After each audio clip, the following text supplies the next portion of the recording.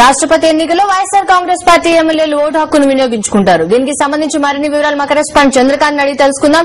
చంద్రకాంత్, చెప్పండి, వైఎస్ విజయమ్మ నేతృత్వంలో వైఎస్ఆర్ కాంగ్రెస్ పార్టీ ఎమ్మెల్యేలు అసెంబ్లీకి ఎప్పుడు చేరుకుంటారు? ప్రియా, మరి కాసేపట్లో ఇక్కడ నుంచి లోటస్ పాండ్ నుంచి ఎమ్మెల్యేలు అందరూ బయలుదేరబోతున్నారు.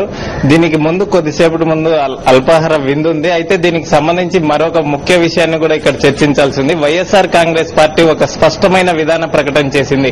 రాష్ట్రపతి అభ్యర్థి పార్టీలకు అతీతంగా, రాగద్వేషాలకు అతీతంగా ఉన్న వ్యక్తి కాబట్టి ప్రణబ్ ముఖర్జీకి ఓటేయాలని నిర్ణయించుకున్నామని చెప్పి పార్టీకి సంబంధించిన ఎంపీ రాజమోహన్ రెడ్డి ప్రకటించారు. అయితే ఈ నేపథ్యంలో దీనిపై పూర్తిగా వైఎస్ఆర్ కాంగ్రెస్ పార్టీ కుమ్ముక్కైంది కాంగ్రెస్ తో అని చెప్పి వస్తున్న విమర్శల నేపథ్యంలో పార్టీ ఎమ్మెల్యేలు మనతో మాట్లాడటానికి ఉన్నారు. సార్, మీరు చెప్పండి, వైఎస్ఆర్ కాంగ్రెస్ పార్టీ కుమ్ముక్కయ్యే రాష్ట్రపతి అభ్యర్థిగా ఉన్న ప్రణబ్ కి ఓటేయాలని చెప్పి నిర్ణయం తీసుకున్నట్టు చెప్తున్నారు. దీనిపై మేము పూర్తిగా ఖండిస్తున్నాము. తెలుగుదేశం పార్టీ గతంలో చాలా సార్లు కాంగ్రెస్ పార్టీతో కుమ్మకైందని చెప్పేసి మా మీద ఆరోపణ చేస్తూ ఉంది. మేము దానికి పూర్తి విరుద్ధంగా ఉన్నామనే దానికి చాలా సందర్భాల్లో మేము వ్యక్తం చేయడం జరిగింది. మొన్న తెలుగుదేశం పార్టీ అవిశ్వాస తీర్మానం పెట్టినప్పుడు కూడా మేము తెలుగుదేశం పార్టీకి మద్దతుగా ఓటు వేయడం జరిగింది. అంటే మేము తెలుగుదేశం పార్టీతో కుమ్మకైనట్ట. కేవలం వైఎస్ఆర్ కాంగ్రెస్ పార్టీని విమర్శిస్తున్నారు. ఈ రోజు ప్రజల్లో అమోఘమైనటువంటి ఆదరణ పొందుతుంది వైఎస్ఆర్ కాంగ్రెస్ పార్టీ. తిరుగులేని ప్రజాదరణ పొందినటువంటి పార్టీ కాబట్టి దీని మీద బురద జల్లే విధంగా మాట్లాడుతున్నారు తప్ప ఏ ఒక్క ఆరోపణ కూడా రుజువు చేస్తే దానికి మేము ఎప్పుడైనా మాట్లాడడానికి సంసిద్ధంగా ఉన్నాం.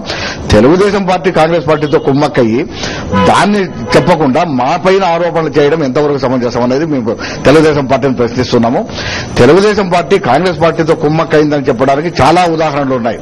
అదేవిధంగా కాంగ్రెస్ పార్టీతో వైఎస్ఆర్ కాంగ్రెస్ పార్టీ కుమ్మక్కైనట్టుగా ఏ ఒక్క ఆరోపణలైనా వాళ్ళు చేయగలుగుతున్నారు. కేవలం బురదజల్లే కార్యక్రమాలు తప్ప ఒక్క ఆరోపణ నిరూపించమని చెప్పమని మేము దానికి ఏ విధమైనటువంటి సమాధానం చెప్పడానికి సిద్ధంగా ఉన్నాం.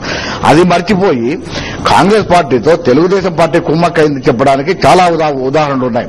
మొన్న అమీర్పేటలో ఉన్నటువంటి భూమి కాంగ్రెస్ పార్టీ ప్రభుత్వం ముఖ్యమంత్రితోటి అమలు చేయించుకున్నది ఎవరు? జిఎన్ నాయుడు అనేటువంటి వ్యక్తి తెలుగుదేశం పార్టీలో కీలకమైన వ్యక్తిగా ఉన్నాడు. ఆయన చేయించుకున్నాడు. అదేవిధంగా మొన్న జరిగినటువంటి రామచంద్రాపురం ఎలక్షన్ లో గానీ, అదేవిధంగా నర్సాపూర్ ఎలక్షన్ లో గానీ, మొన్న అంతకుముందు గతంలో జరిగినటువంటి కడప ఎమ్మెల్సీ ఎలక్షన్ లో గానీ ఏ పార్టీ ఎవరితో కుమ్మక్కైనారు అనేది ప్రజలు స్పష్టంగా చెప్పగలుగుతున్నారు. మా పైన ఆరోపణలు చేయడం సమంజసం కాదు అనేది మేము స్పష్టంగా తెలియజేసుకుంటున్నాం. ప్రియా, మరొక పార్టీకి సంబంధించిన కేంద్ర పాలక మండలి సభ్యుడు ఉన్నారు. సార్, మీరు చెప్పండి, అంటే పూర్తిగా అంటే వైఎస్ఆర్ కాంగ్రెస్ పార్టీ ఇలా కుమ్ముకోవడం ఎంతవరకు? సార్, వేరే విషయం ఏమీ దొరకటం లేదు తెలుగుదేశానికి కానీ, టీఆర్ఎస్ కానీ, కాంగ్రెస్ పార్టీకి కానీ. ఒక్కటే ఉన్నాం, వాళ్ళది అధికార పక్షం, వీళ్ళది ప్రతిపక్షం. టీఆర్ఎస్ ది వేర్పాటువాద పక్షం, మాది ఒక్కటే ప్రజాపక్షం. జగన్మోహన్ రెడ్డి గారికి జనాల్లో వస్తున్న ఈ అభిమానం, ప్రేమ, దీన్ని అంతటినీ చూసి ఏమీ చేయలేక అవును ఒక నిర్ణయం తీసుకున్నారు. ప్రణబ్ ముఖర్జీ గారు చాలా పెద్ద నాయకులు, రాగద్వేషాలకు అతీతంగా ఆయనే చెప్పాడు, నేను ఇప్పుడు కాంగ్రెస్ వాదిని కాదు, నన్ను పార్టీలకు అతీతంగా చూసి నాకు ఓటేయండి అని చెప్పి అడిగాడు. కాబట్టి ఆయన్ని ఖచ్చితంగా కూడా అంతేగాని ఇందులో కుమ్ముక్కు మీకు దమ్ముంటే రండి.